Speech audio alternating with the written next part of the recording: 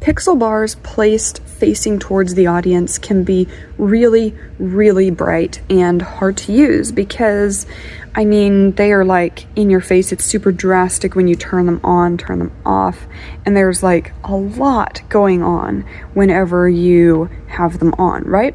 So normally you might think, well, I have to either just have my pixel bars on like this, or I could run an effect like this one, but then they're just like, they're dimming, but they still look insanely bright, and there's just so much going on. And if you take them from off to that, it's still a huge jump, and it's a lot of light added, and it's difficult to get super dynamic with that. What I do is I have 3 different sequences here. These are effects. I have AirPix 4s, 3s, and 2s. And what these are doing is they are going to dim the pixel bars in groups. So the 4s one is doing every 4th pixel, and there are 12 pixels on these pixel bars. So this adds just a little bit of light, and then we've got a little bit of something going on. Then another one I might do this separately, or I might add it in addition to the 4s, is the 3s group, which is every 3rd one.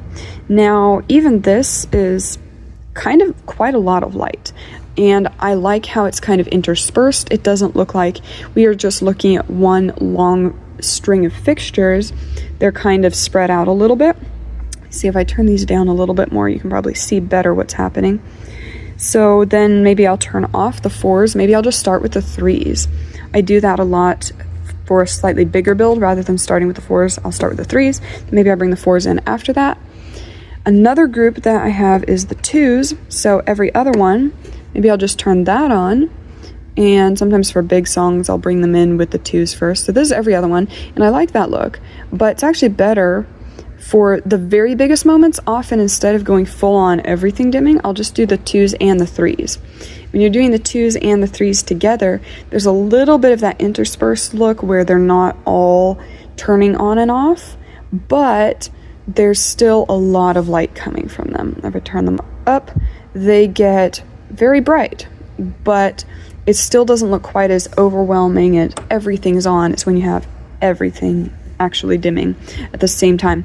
Now, another trick I like to use is not have them dim one by one. Obviously, this would only be for pretty big moments, but another effect I have is my AirPix block dim, I call it, where they're dimming in blocks of 4s.